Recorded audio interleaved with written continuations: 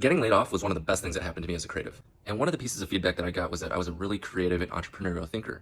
And I was confused at the time because I was like, why wouldn't you want me then? But this video I just stumbled upon pretty much just explains everything I went through over the past 4 years. And as an artist looking back, it all just makes sense. Do employers look for creative people? No, not generally. There's increasing demand in corporations for creative people, but the problem with being creative is that you're useless at the bottom of the dominance hierarchy. You're not there to think outside the box. You're there to learn what you're supposed to do and implement it. And creative people, that isn't what they do. What happens, though, to companies is that because they filter all the creative people out at the bottom, and then people start to rise up to the top, you really need creative people at the top because they are the entrepreneurial types, and they're the ones, for example, in law firms, the more entrepreneurial ones are the ones that bring in all the business. But it's also very difficult to nurse them within any system, because systems do not nurture creativity. The artist is always the person who stands outside the structure, or maybe builds his or her own structure, which is also why it's hard to evaluate creative people. You can't. If they're operating within the confines of a system that has an evaluative structure, they're not creative.